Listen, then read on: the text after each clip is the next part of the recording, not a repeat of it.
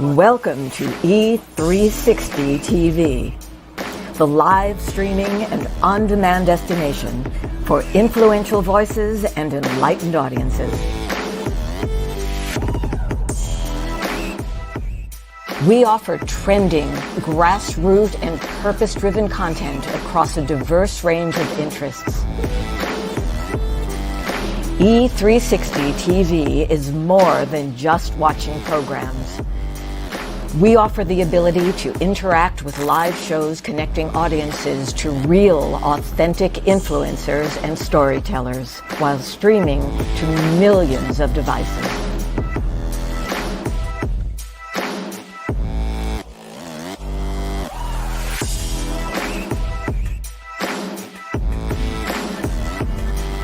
Real experiences. Raw conversation. One destination for it all. E360 TV.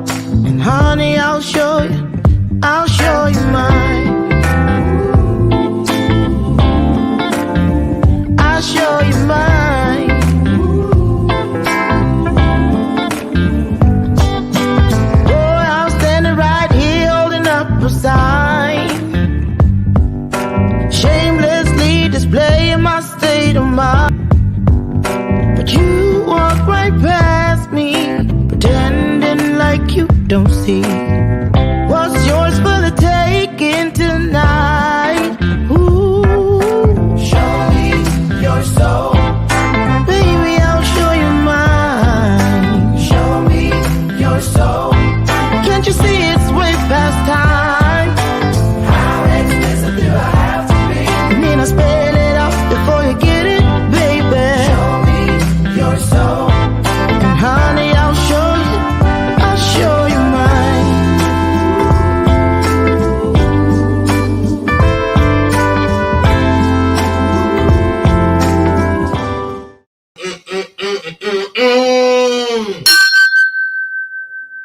I'm hatless. What's up with that? That's because I'm feeling that kind of way today, y'all. Good morning, good morning, good morning, good morning, good morning, good morning, good morning.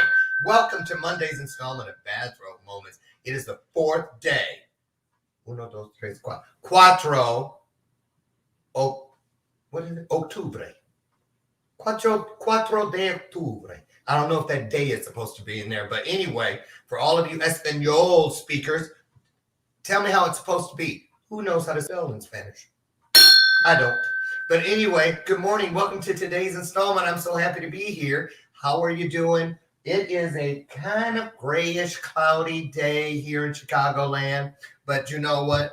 As long as we come together like this, the sun will shine on the inside, if not on the outside. Why? Because together we are fulfilling that promise wherein two or more of us, when we come together with a like-minded spirit, like-minded heart, something wonderful is going to happen. Can I get an amen? That's the bell of purpose. What's it mean? It means that when you hear it ring, it is because the truth, let that sink in, the truth has a ring to it. And I believe when I ring that bell, there's some truth out here, and I don't want you to miss it. So lean in, tune in, take that with you, won't you please? There you go.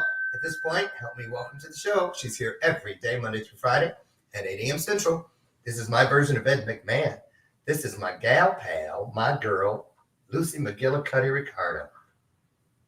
And we're sipping on some pumpkin spice because it is October. Halloween is everywhere. People have stuff all out in their yards already. I went to, where did I go to? The dentist the other day, and they were all in Halloween smocks on the first day. I was like, man, y'all been waiting to put those on, clearly. And I even got myself some little decorative gourds and stuff, have them in the bay window in the kitchen, kind of getting into, I love the holidays. Do you? What's your favorite holiday?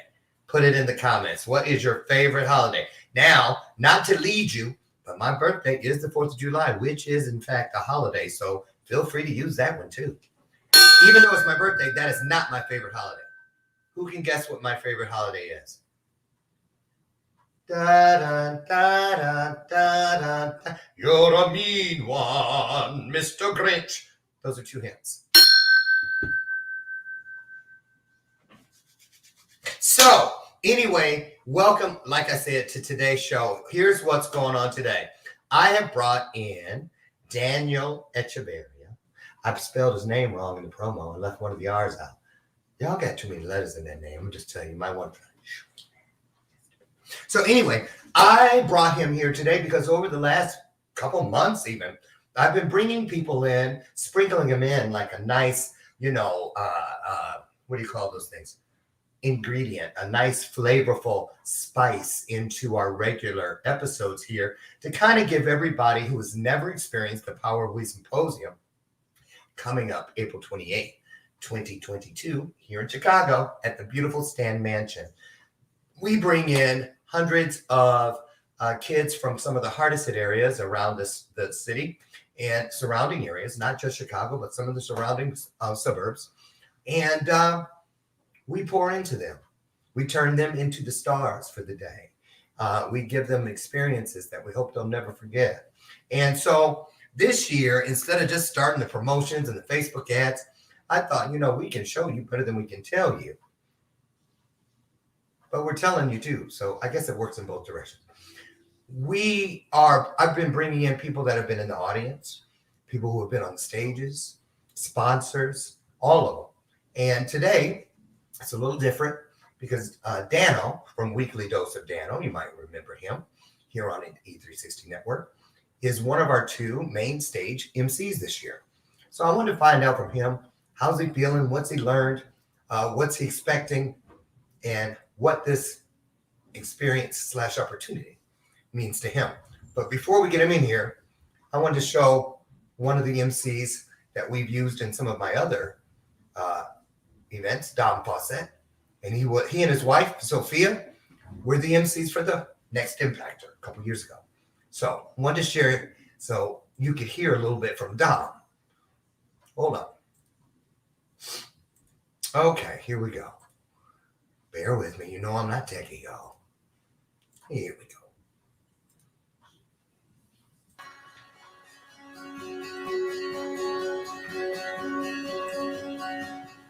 The power of command presence is the ability to own the skin that you're in any environment, understanding who you are in the moment and knowing what your actions are going to be prior to you engaging. Your self-awareness, and it's something that I learned as a police officer, something I learned in the military that I now apply to every aspect of my life. And my hopes with my message is that these kids who are so young and impressionable can own the skin they're in and engage command presence in every day of their life. Command presence is that moment when you walk into a room and you don't have to say a word, but yet you speak the loudest. See, one thing I learned about kicking in doors is that when Intel tells you there's 5 people, disregard 3 people in there, but you kick in the door and there's 2, you don't have the luxury of backing up and say, hey, everybody, I'll be right back. Let me get some more gunpowder and some men. That's not an option. You engage in the moment. The impression that I want to leave on these kids tomorrow is that they are not their background, they are not their past, they are not their current statistic, because I was them when I was their age, and it took me 30 plus years to break that cycle. And I want them to know that they can break it today or tomorrow, if you will, and just engage a better version of what their expectations of life for them is going to be.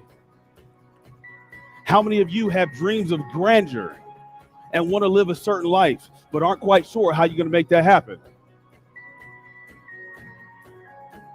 Go ahead and sit down.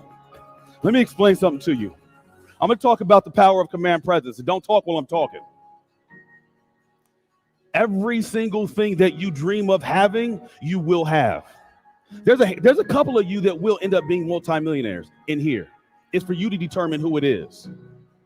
Some of you will have the best relationships one can ever have.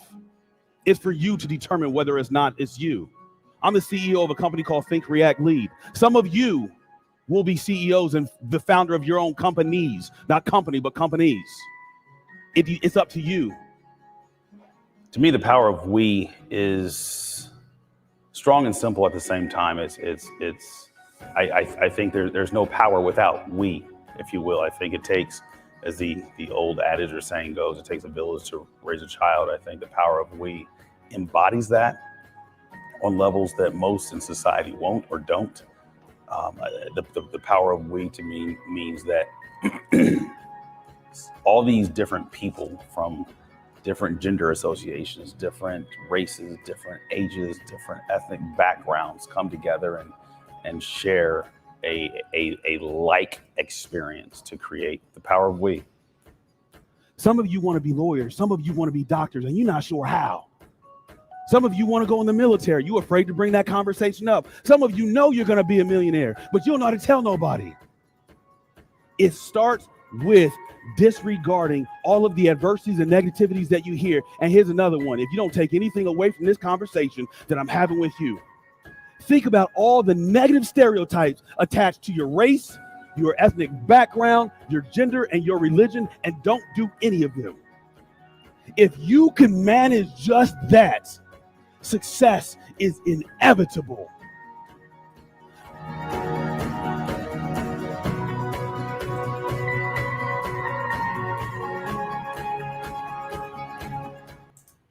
Okay, well, there we have it. Thank you, Dom Fawcett. That's my guy, Dom Fawcett. Did you hear it? Wasn't that funny?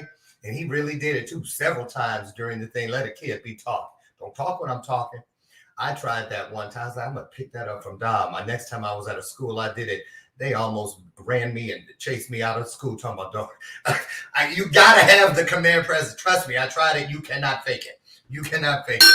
So anyway, thank you, Dom Fawcett. You'll be at the Power of We, April 28th in Chicago, and we hope you are too. So without further ado, we're going to get weekly, daily, minute, second dose of Dano up in here. Here he comes, here he comes, here he comes. Put your hearts into it. Put your hands together by putting some hearts on the screen as we bring to the stage our guest for today, Daniel ECHAVERIA.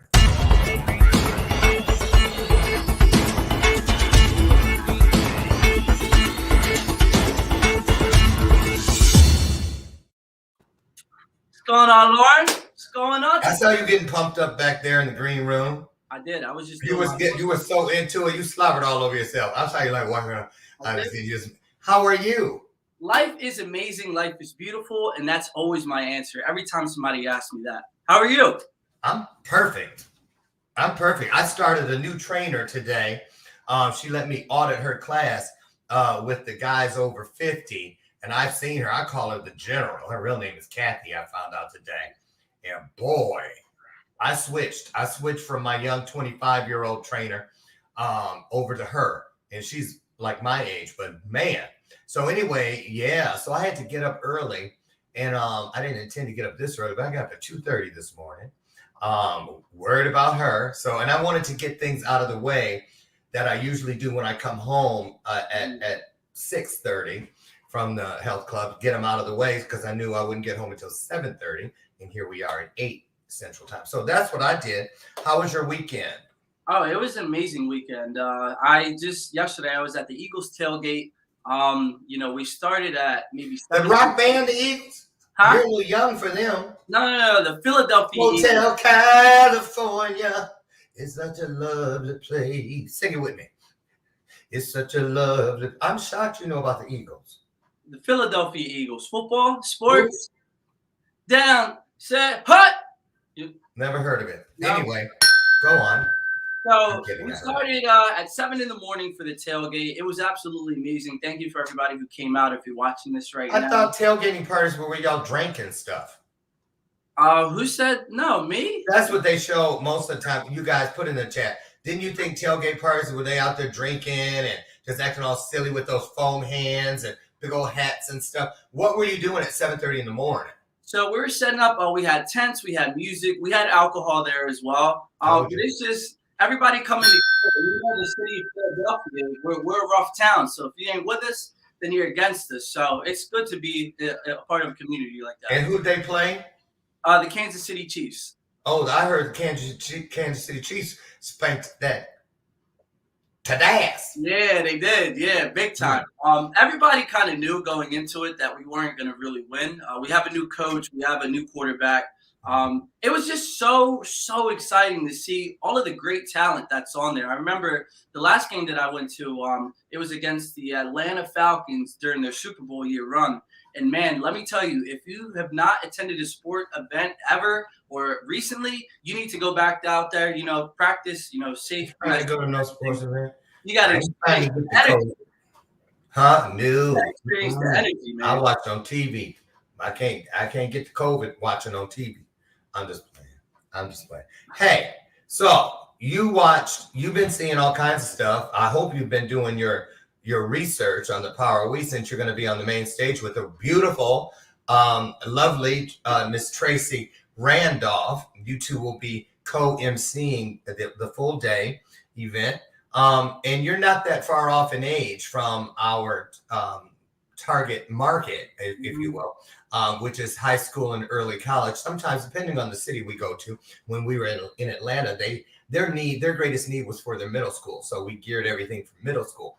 But here in Chicago, they always ask us to bring it for high school, early college. So that kind of includes your age. So tell everybody, you grew up in a pretty rough area. So I'm just wondering, Camden, right? Camden, New Jersey. Yep. One of the hardest areas for a young person to grow up in the country, right up there with South Central and Detroit, South and West Chicago. You just don't hear about it as much as you do the others, but nonetheless, high crime rate. A lot of young people get caught up in things that don't serve them. So tell us about your teenage, early adult years, which you're still in. What? How old are you? 24? 24, yeah. Can you go like this? You got a little milk right here. A little baby food right here? Yeah, get that. Is that mixed fruit or is that? I think it's Gerber Life. Have you ever had Gerber's mixed fruit, the baby? Yesterday, yeah, that was my dinner. No, I'm serious. No, I'm not sure. No. When my little nieces and nephews were babies and I'd be feeding them, I always volunteer for the dessert part because that's the part they like. Don't with that peas and carrots shit. Turning their heads and you hit their face. No. So I would always volunteer to do the dessert and that peach cobbler, mixed fruit. But then my sister caught on because she's like, Shawnee's eating an awful lot of mixed fruit awfully fast, because she come in, how's she taking it? I was like, clearly with ease, with fruit stuck all over my mouth. So they banned me from that and I just started buying my own. But anyway, and as I get older, I for some reason, I feel even more and more drawn to baby food. I hope that day never comes. So tell us, Dano, about, first of all, what it was like growing up in your area. Do any of the things you hear these speakers talk about or some of the stuff you may have heard when you peruse the website, which is powerofwesymposium.com, and I'll drop that in the chat for you guys. Tell us what it was like for you, and if any of the things you've heard with Power of We resonate with your own upbringing. Yeah, 100%. I think this is going to be a very special event for a plethora of reasons. For me, the main reason is Wait, that for what? for a plethora, multitude. What you been listening to? Word of the day on Alexa? No, I mean this is some of the stuff that I wish I would have known back then. But this is one of the reasons why this is really going to hit home for me. I mean, the educational system in the inner cities, as you already know, it's not really the best. And these kids, where are they going? They're going home and then they go to school. So if both environments are not really where they need to be, up to par, up to standard, then we're just destined for failure, if you're going to be honest. And there was one thing that you said earlier too, is about being a statistic. And LeBron James says this all the times, and I absolutely hate it. I absolutely hate it when he says this. He goes, "Oh, I'm really not supposed to be here right now." Yeah. And that to me is 100% sending a bad message to the kids across America, that are in the inner cities, because why are we not allowed to be there?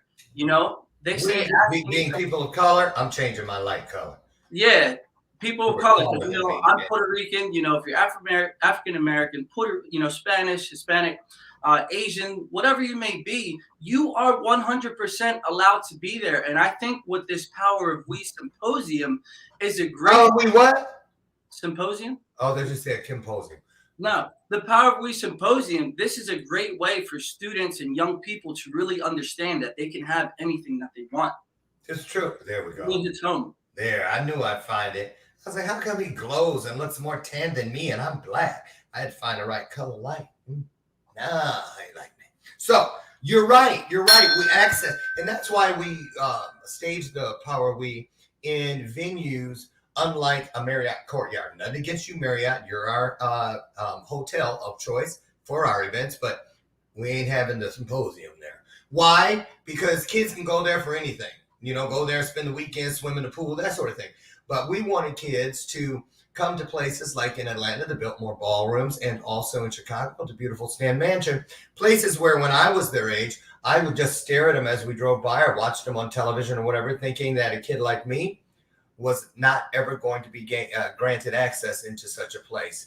And so we wanted to help break down that falsehood from the gate. And a lot of them come and, they watch us walk the red carpet, the step and repeat, the paparazzi's there. Then we go in and come out the back door, come around the corner, out on the street where they're at.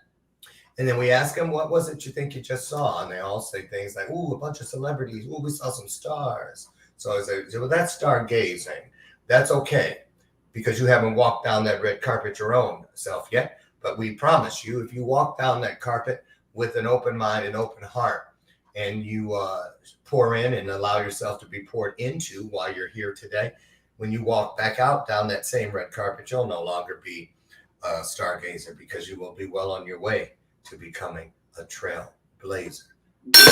Big difference. And it happens. I literally, the very first year, saw a kid do a back handspring all the way down the red carpet when he came out of the Power of We, and I'll never forget it, because he was one of the ones that was a little bit suspicious when he first walked in. So to see that when he walked out was a true miracle, a true blessing. So let me ask you. If I can add to that, a lot of these kids growing up here, it's really sad. It's amazing that you decided to pick that venue.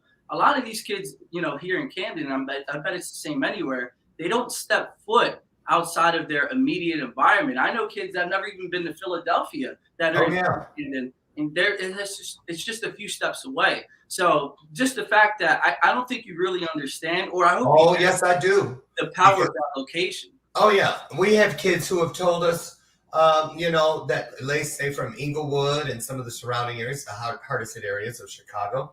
I was shocked when I asked, I remember I asked two girls about which was their favorite mall in the suburbs. And one of them had said something about she once went to, when I was little, we went to a mall called Oak Brook, which is not far from where I live. And the other one said, I've never been to the mall. And I've had middle schoolers in the inner city where I was sitting there and I had brought some fresh strawberries in a baggie, and I was eating them. And two little boys, I think they were in 5th grade, going into 6th, because they would have been able to come the next year. And they were like, "What are those?" I thought they were playing. They really had never had fresh strawberries. Mhm. 2 of them from different families. It just, you know, so and the thing about that is, people that know my story know, 22 homes, all those years in foster care system. But good Lord, I knew strawberries. I got to go to the mall, things like that. And so, it's just, childhood is such a short season. It is just a short season anyway, even if you have a perfect setup. It's just so quick.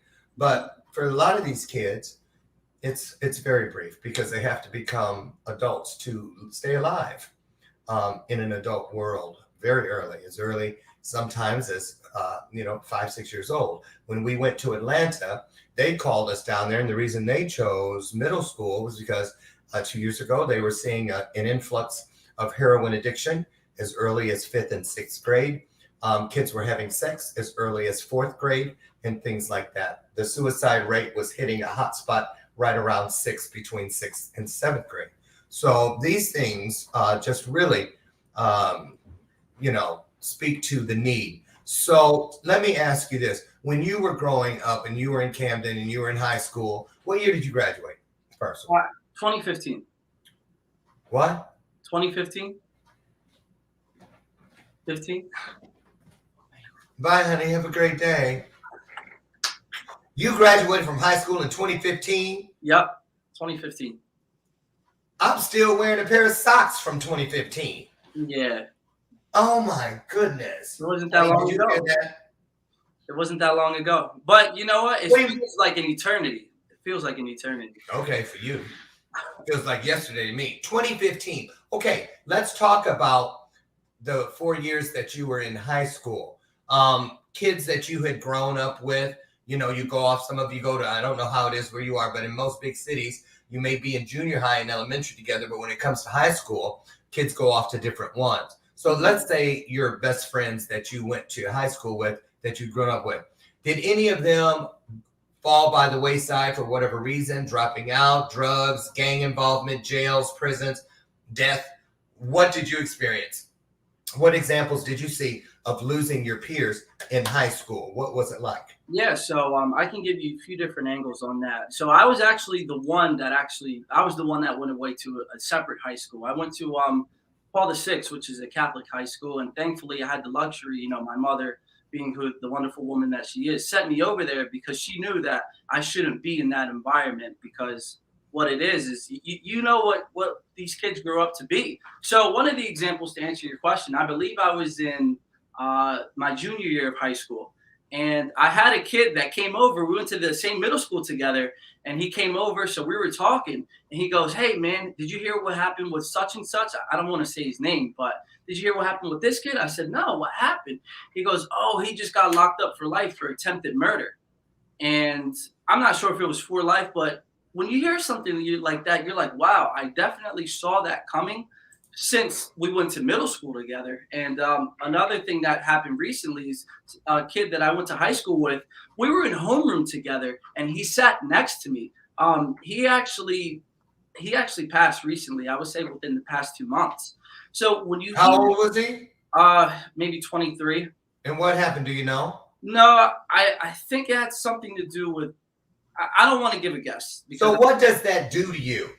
I mean, I'm 59 years old, and I know when I started losing peers, for whatever reason, and it was, if I remember correctly, somewhere in like 20s. I mean, we had some kids in high school that, for whatever reason, passed away, but then there was a big gap. But even now, it still is like, ooh, because So what did it do for you, seeing that how quickly things can change for a person? So what it did for me is, one of the things that I thought about was the power of how serious this needs to be, because I never had an opportunity like this this is really a one-of-a-kind experience. Number two, it made me more grateful just to say, wow, I could be in a sticky situation, and I'm grateful for this moment in the now, because who knows, we're not promised tomorrow. So I really Correct. want to do everything in my power today, right now, to spread the good word and to make sure that everybody can And live. welcome to the power of And and number three welcome. is that you need, like, it just really humbles you at the end of the day. I don't care if you have $1 million. I don't care if you have $0 in your bank account. As long as you have that attitude of gratitude and to show that you're doing everything, always doing your best to the universe and to God, to make sure that you're doing your best, Uh-huh. nothing can stop you. So, okay, now I know that you've been, inside of the world of influence and whatnot, doing what you do now for the last couple of years. But when you were that age, a lot of the things that I hear you saying now were not a part of your vernacular. Were not a part of your narrative, if I'm correct on that. So where did you turn as a person in one of those cities where there was just so much going around as far as distractions? I know, of course, the fear of God, i.e. Jeanette Ramos, your mother, was a prime motivator. I already know. But outside of that, what was it, would you say? What can you point back other than to your mother for one person or something that had an impact in your life that said, you know what, I want to stay alive. I want to increase the chances of my life being the best it can be. What was it? Who was it? How did you hold on to it when you found it? Sports, and I think that's why I love just playing sports all the time. I played little league football. I stopped in about ninth grade, but little league football, man, just everybody coming together, just to work as a team in order to beat the other team and to have that sense of accomplishment. Sports for me were Unlike the Eagles did yesterday. The exact opposite of what. So I would be on the Chiefs side if we had to pick the teams. But yeah, man, my coaches were absolutely amazing. There was a special mantra that we would chant at the end of practice. I wish I remembered how it went, but it just said we would never quit. We would never quit, always. And we said it at the end of every practice. And with that group of people in that environment, that's why I really advocate for sports, whether it's inner cities or not. If you need an outlet, you can always turn to make sure you're riding with the right people. But sports is always a great outlet for anybody going through anything. Do you remember any bad decisions you made as a youth that maybe even your mom doesn't know about? Or let's say a great decision that could have turned out worse where, you were going to sneak out or somebody. Let's talk about the peer pressure. How did you work your way around peer pressure? Yeah, so I can tell you that back then I really didn't make the right decisions because I was scared. So I think bullying was a big topic back in the day, and Still is. yeah, and in order for me, the best way that I could do to fight the bullies is to maybe stand them off, step up for myself and speak for myself. But I would not play the victim. You were bullied?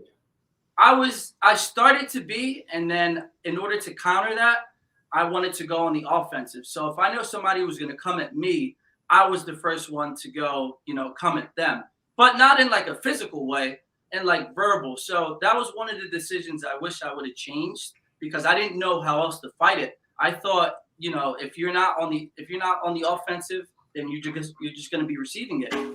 So why do you think they were trying to bully you? Were they trying to get you to do something they wanted you to do? Were they just mean-spirited? What was your particular circumstance? I'll tell you, it's the same kid. This is a perfect example. I had this friend before, and it was the same one that actually got locked up.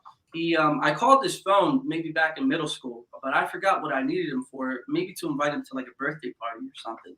So I called him, and his mom answered. And I'm like, hey, can I speak to Jose? She's like, who's this? He doesn't have any friends. He's not allowed to talk to anybody. Once I find out who you are, this is going to happen. Yeah, so I think that's where it all stems from, is what they see at home is what they bring into the school system. And that's how they think that other kids should be treated. Did you ever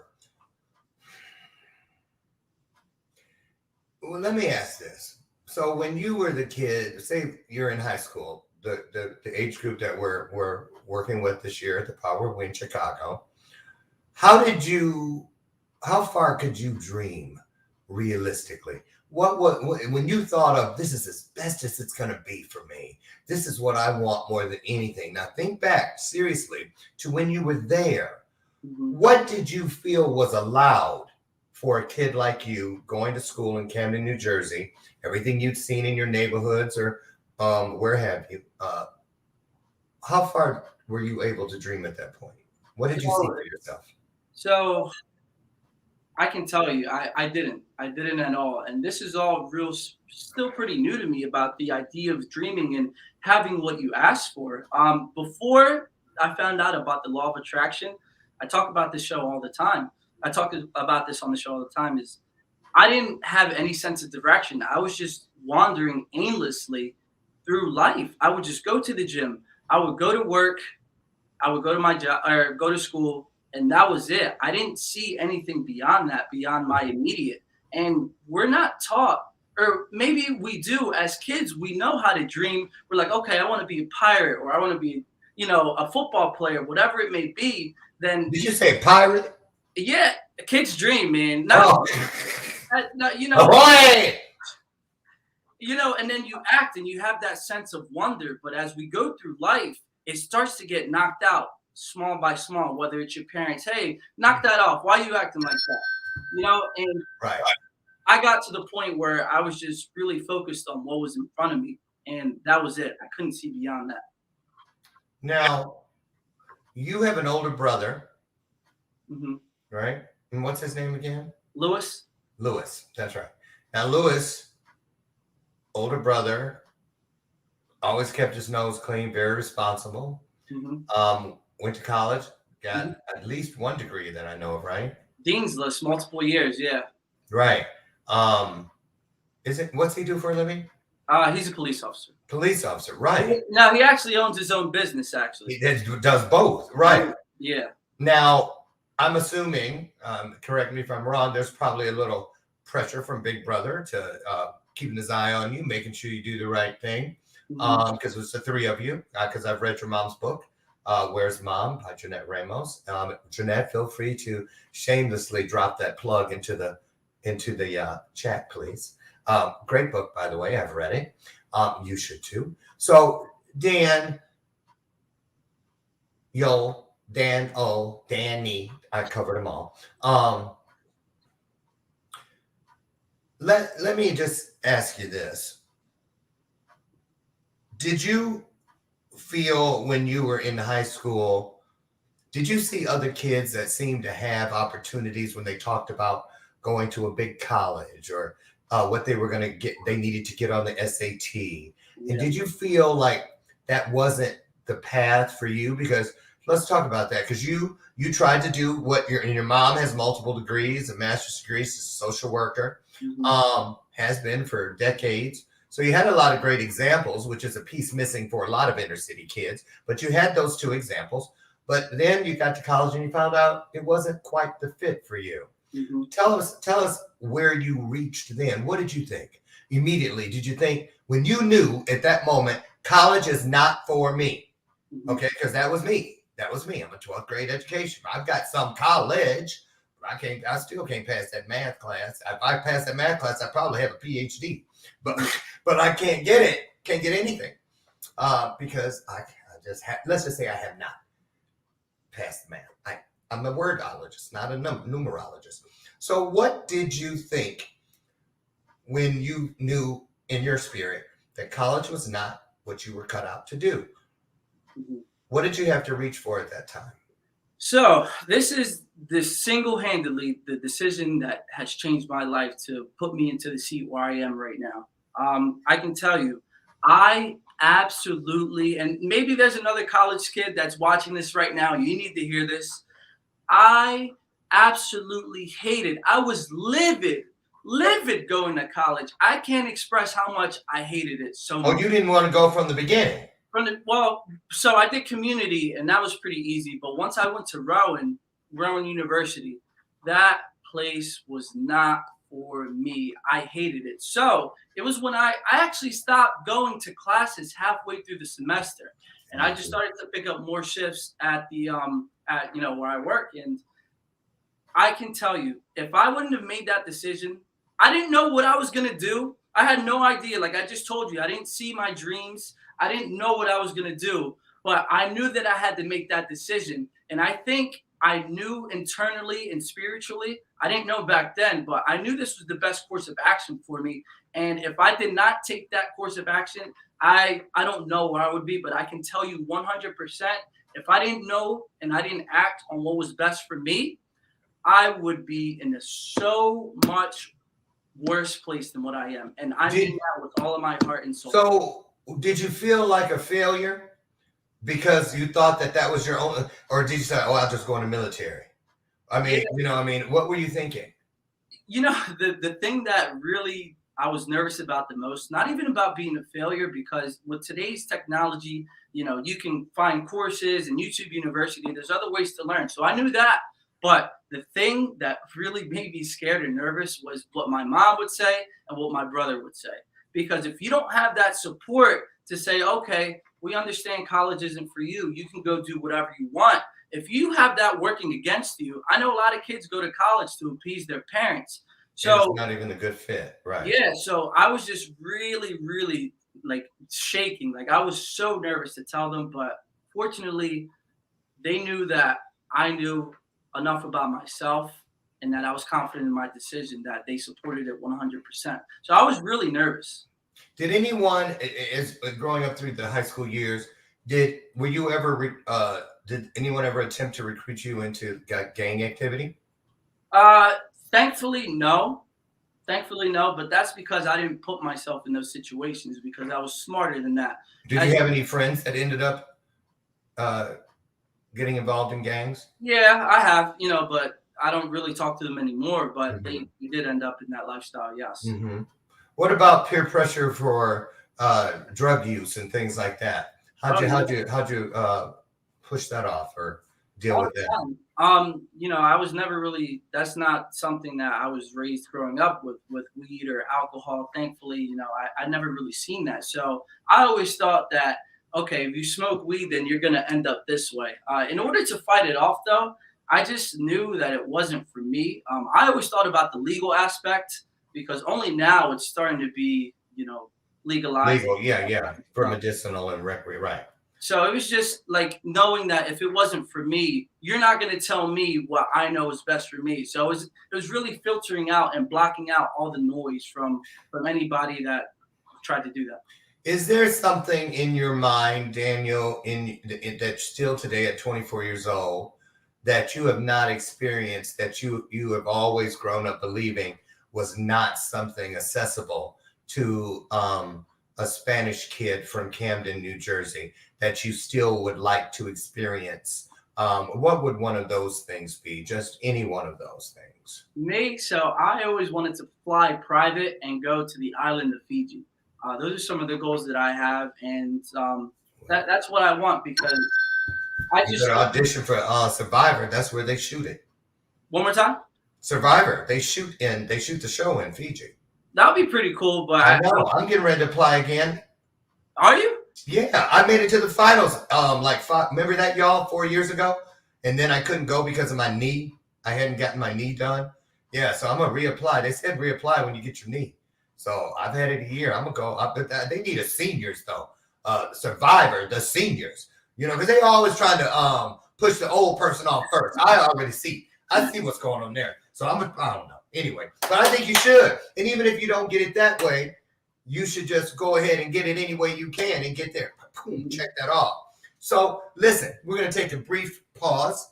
When we come back, we're going to talk to Daniel about what his expectations are as far as his participation in the Power of We this April 28th here in Chicago at the Stan Mansion. But before we go, V8. It's delicious. Tastes just like candy. From Lucy. But seriously, it really is a better choice. I used to drink a lot of Diet Coke. I'll admit it. But I have gotten rid of that because I found a better replacement that serves me much better. V8, 60 calories per can, 100% from vegetable juice, and 2 full servings. Count them, 1, 2 full servings of vegetables. Easy to find. Head down the juice aisle in your local grocer, buy it, then pop the top, not reverse like I tried the first time and I wound up almost in handcuffs. Pop the top after you buy it. And start your day in the best way possible. V8. Find it at your local grocer. We'll be right back in just a moment with more of Daniel ECHAVERIA. If you have any questions for Daniel or for me or anything about the Power of We Symposium, make sure you get it in. We will be right back.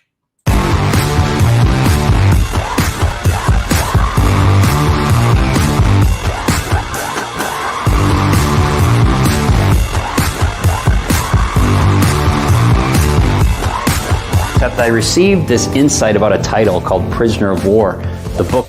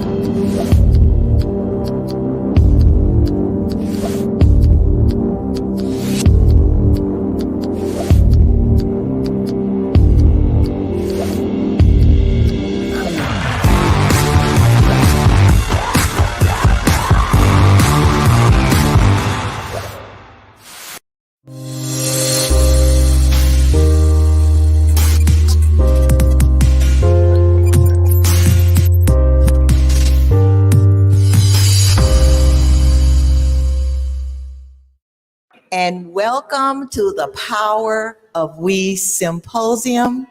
I am encouraged and grateful that you're here today because you could have been anywhere else. You could have been absent today, but you are right here.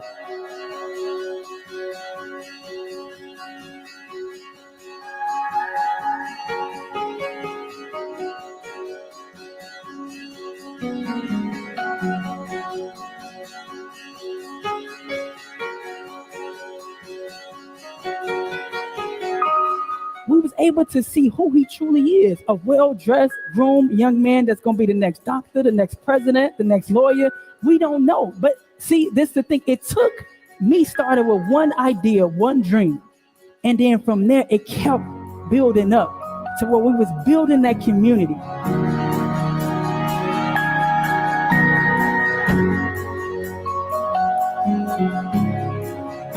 What is important, what matters the most is that we met. Because now we're friends. You are amongst friends. You're amongst people who are here to celebrate you, to celebrate what you stand for, what you stood for yesterday, and what you will stand for tomorrow. Because we believe in everything that's in front of us, because that's all that matters. Don't let your past define you. Let it refine you. We have a choice. There's a lot of thought that went into this thing for y'all to be here. And there's those moments in life when you're handed a choice and an opportunity. I want you to think about that for just a second. We are all here on this planet at this time to choose for ourselves.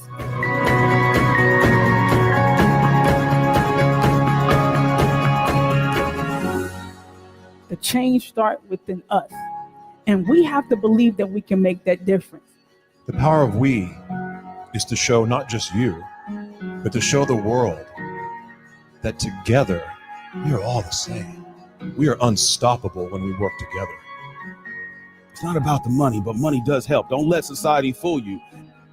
I don't know what the circumstances of your life are.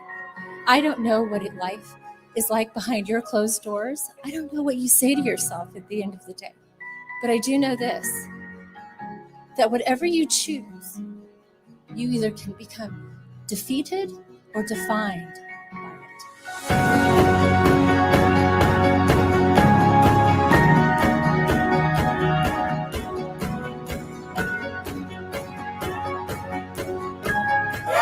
One, two, three.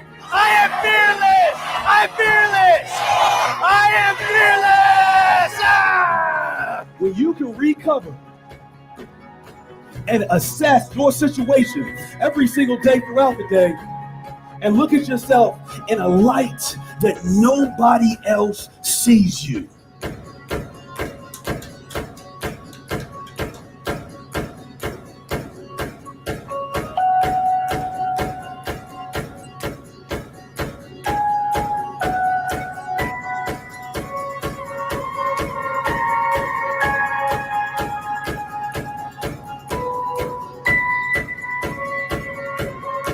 Because everybody sat where you sat, but they stayed and within purpose, and they up here today. And you're next. You're next. Let me hear you say, I'm next. One more time, I'm next. Last time, I'm next. Look at my leg. Did you see my leg? Ah. Before my knee replacement, that thing looked like a bow and arrow. Thank you, Jesus. So it's fixed. So Dan, when you look at what was the Power of We, that was the very first one. We've done Atlanta since then, got an award from the United Nations. Right after that, MTV was in our audience for about 4 hours. And everyone just gets better than the last, everyone that comes up. And this will be no different. What are your expectations personally as far as a takeaway? What are you hoping to receive from being a part of and being at the Power of We Symposium this April? I'm just really excited to learn from all the other speakers, but I'm really hoping to I'm really hoping to inspire 1 or 2 children there that just needs to hear the message. If it's 1, that's great. That's fantastic. If it's 100, then that's even better. But I'm expecting myself to bring my top A game and to help spread your message, to help these kids understand that, you can be whatever you want. Just do it. All you have to do is do it and think it and believe it, and you will be A-OK. And for the other speakers there, y'all better be bringing y'all A game, because if you're coming to the Power of We, it's time to get it. It's time to get it. That's it. Well, all righty then. So, what are you going to do? Because you're just barely above the age demarcation, because we service 12 to 24. That's what the Power of We services. That's the market. So you're really in there. So how is it going to feel for you as an example from the stages to these kids who are looking at you as somebody they could be playing basketball with? I know for a fact you go to a public basketball court and you play basketball at least once or twice a week. Yeah. And so it wouldn't be unusual for you to be hanging out with kids just like these on that same level. Mm-hmm. So let's say this, do you see anything when you're out there on those courts that, how do you get to be this guy when you're on those public basketball courts in hard-hit Camden, New Jersey? Do they buy what you're saying? Do you keep it to yourself? How's that work? No, I mean, every time somebody tries to talk crap or they think that they're tough, like, I'm a beat you up or this and that, I'm like, why are you acting like that? Like, we're all just here to play. Like, we're all here to get exercise and to meet new people and to just relax. Like, everybody's coming there for a purpose. So I do spread the message. Like, stop acting like that. Like, that's not getting you anywhere, What is it, Dan? Do you think, because you have options now, mm-hmm. you don't, you're an associate producer with the E360 network. You got a great job. You got a loving family. If you wanted to put a basketball court at your house there, you could. Yeah. Why do you think it is that you go back to those areas where you no longer have to go? Why is that so important to you? It's because you have to. I'm not going to forget where I came from. I know that I came from this place, and even though it's not the best in the world, there's people that if they spread it on to me, I want to be able to spread it and pass it forward. So these kids can understand that, hey, look, I got it. I was in your position before too. And I don't go around flaunting that I have this, and that, but I try to help them understand the mindset and the spirituality behind everything. Do you think it's important? One of the things that we hear a lot from the kids that graduate from the Power of We Symposium, and I'm in touch with quite a few of them who, especially that were in the first one, which these kids mostly are now in college, freshmen and sophomore, or sophomore going and juniors. And a lot of them say that because of the Power of We and where they found that peace in their own community, it found them, that they're considering changing their game plan, wherein a lot of them wanted to get their degrees, get the hell out of Dodge, get to school somewhere, get a great degree, meet somebody nice, get married, have a family, and never come back unless it's to visit people in the holidays. Many of them thought they would not want to work there, would not want to build a home in a future there. But now some of them are starting to feel differently. Does that sort of mindset come crawling through your space? Do you think you want to bring something back one day to the area that you grew up in? And is that something, and why is that important to you? Oh, yeah. So one of the things, I think I told you this before. I don't even know if you know, but one of my ultimate goals is for the city of Camden. I want to pay for all of the school lunches for every single student that attends in the city of Camden, New Jersey. And that to me, I remember when I couldn't, sometimes when I got denied food or I had to put the milk back after I just grabbed it, it just really bothers me. So just, this is why I really want to take this serious, because I can get to see the result of you bringing this to the inner city. And when I bring mine to the inner city as well, it's just a glimpse into the future. So you had to talk about that real quick. You had to put milk back before? Yeah, because they said that I didn't have enough money in my account.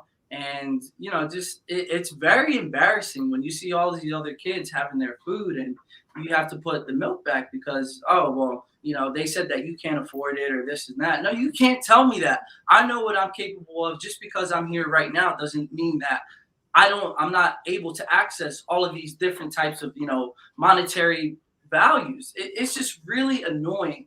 And you get roasted. I'll tell you straight up, you get roasted for that. You know what roasted means, right? Oh, yeah. You teased.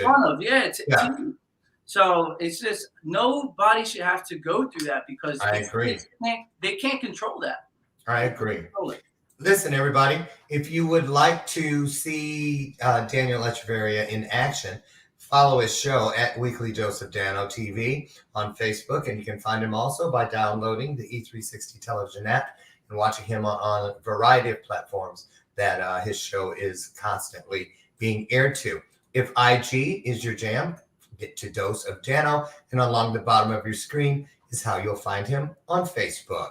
I want to just say I really appreciate you coming on here today and telling us. So are you excited on a scale of 1 to 10? How excited are you about coming to Chicago in April? I'm on a let's go. That's what I'm on right now. Oh, I guess you added 15 to the choices. Okay, and that's what we love. I hope for all of you out there watching, tickets go on sale October 15th. There'll be more information as we draw closer to that date, but start thinking about it now.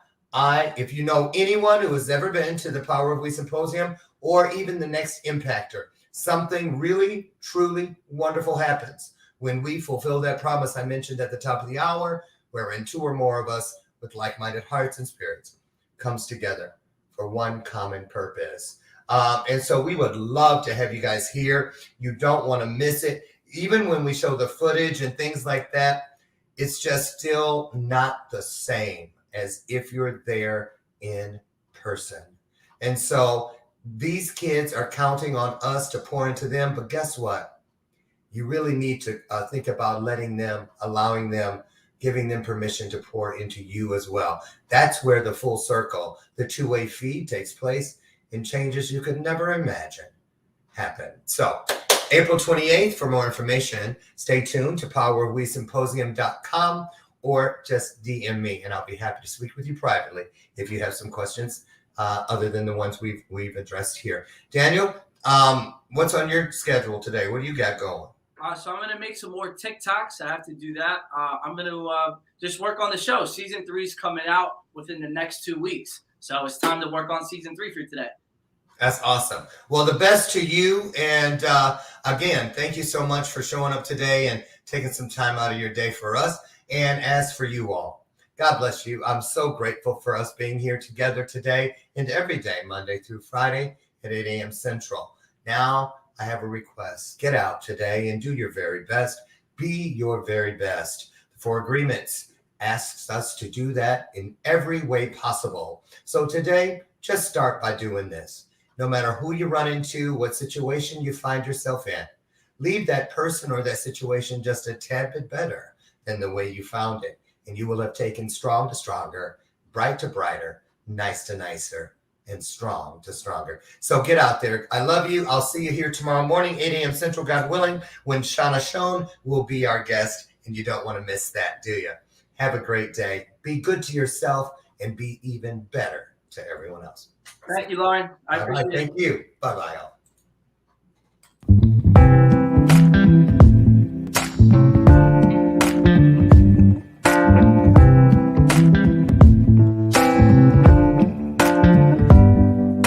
Show me your soul. Baby, I'll show you mine. Show me your soul.